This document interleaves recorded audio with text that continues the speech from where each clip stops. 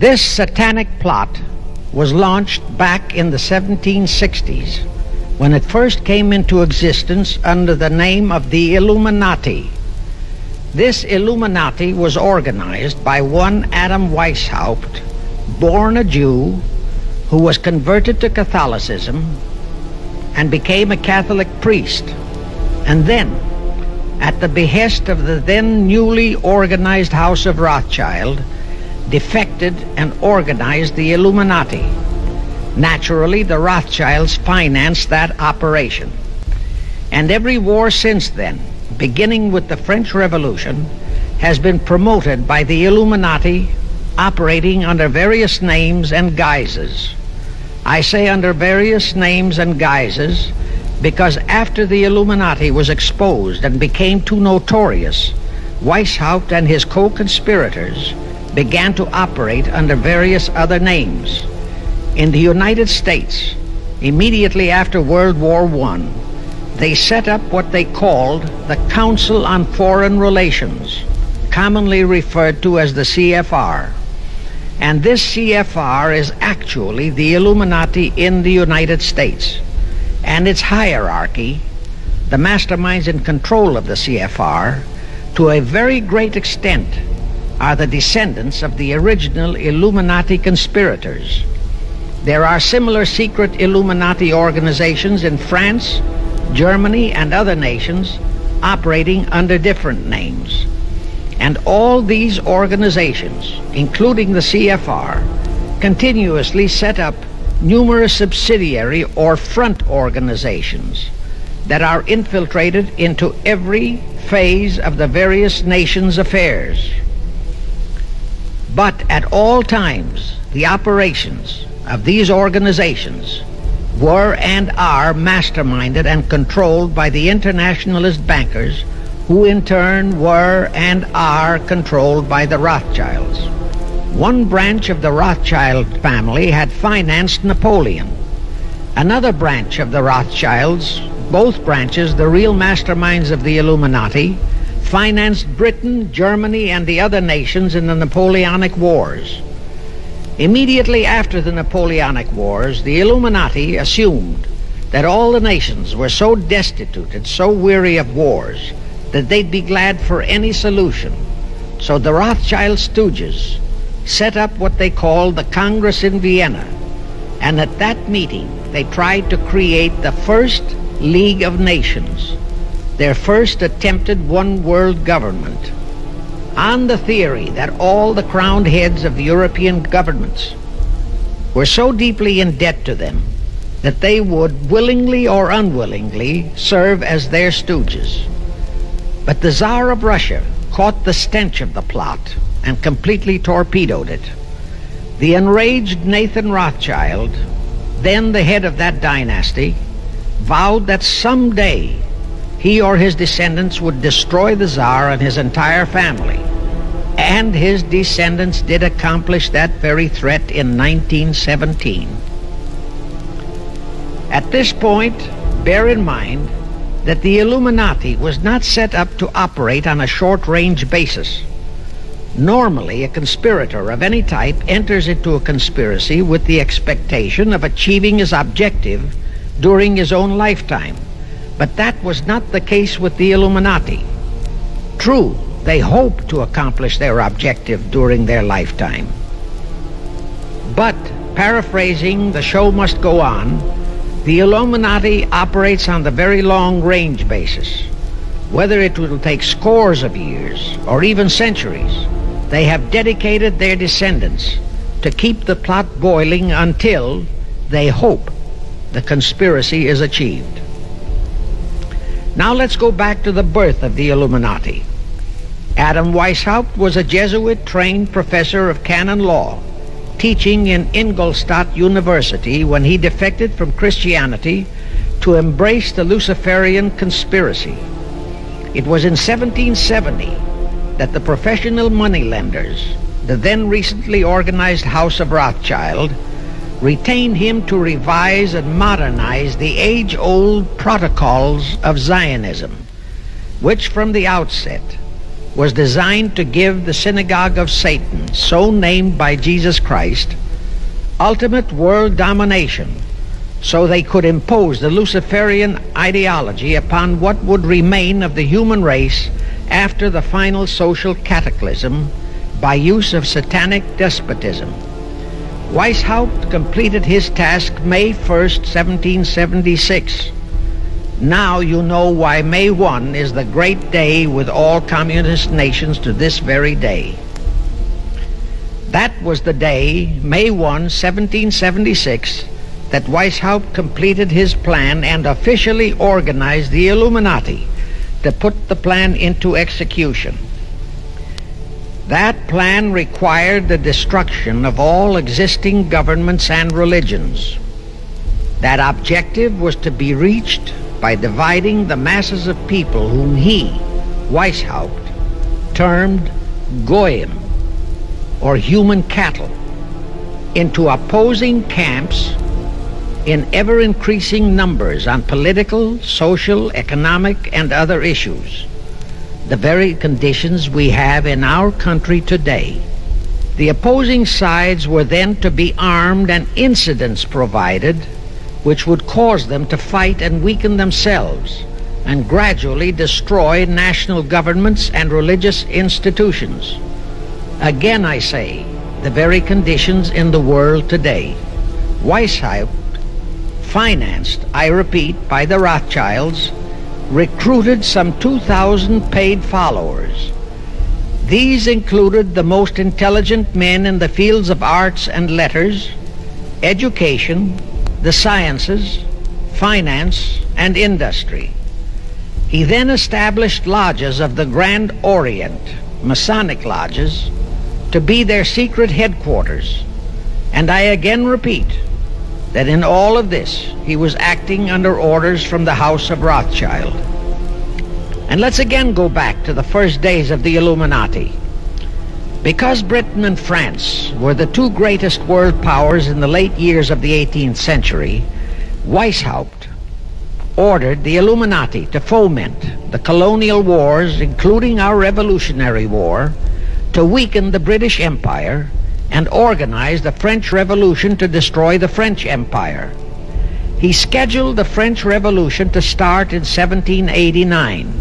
However, in 1784, a true act of God placed the Bavarian government in possession of evidence which proved the existence of the Illuminati, and that evidence could have saved France if they, the French government, hadn't refused to believe it. Here is how that act of God happened. It was in 1874 that Weishaupt issued his orders for the French Revolution. A German writer named Zwack put it into book form. It contained the entire Illuminati story and Weishaupt's plans. A copy of this book was sent to the Illuminists in France, headed by Robespierre, whom Weishaupt had delegated to foment the French Revolution. The courier was struck and killed by lightning as he rode through Ralston on his way from Frankfurt to Paris. The police found the subversive documents on his body and turned them over to the proper authorities. After careful study of the plot, the Bavarian government ordered the police to raid Weishaupt's newly organized lodges of the Grand Orient and the homes of his most influential associates. All additional evidence thus discovered convinced the authorities the documents were genuine copies of the conspiracy by which the Illuminati planned to use wars and revolutions to bring about the establishment of a one-world government, the powers of which they, headed by the Rothschilds, intended to usurp as soon as it was established, exactly in line with the United Nations plot of today. In 1785, the Bavarian government outlawed the Illuminati and closed the lodges of the Grand Orient. In 1786, they published all the details of the conspiracy. The English title of that publication is The Original Writings of the Order and Sect of the Illuminati, copies of the entire conspiracy were sent to all the heads of church and state in Europe. But the power of the Illuminati, which was actually the power of the Rothschilds, was so great that this warning was ignored. Nevertheless, Illuminati became a dirty word, and it went underground. At the same time, Weishaupt ordered Illuminists to infiltrate into the lodges of Blue Masonry and form their own secret societies within all secret societies. Only Masons who proved themselves internationalists and those whose conduct proved they had defected from God were initiated into the Illuminati. Thenceforth, the conspirators donned the cloak of philanthropy and humanitarianism to conceal their revolutionary and subversive activities.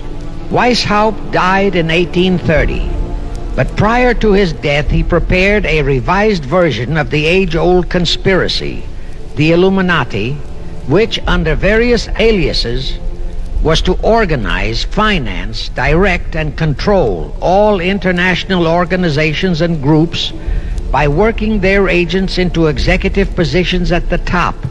While Karl Marx was writing the Communist Manifesto under the direction of one group of Illuminists, Professor Karl Ritter of Frankfurt University was writing the antithesis under direction of another group. The idea was that those who direct the overall conspiracy could use the differences in those two so-called ideologies to enable them to divide larger and larger members of the human race into opposing camps, so that they could be armed and then brainwashed into fighting and destroying each other, and particularly to destroy all political and religious institutions.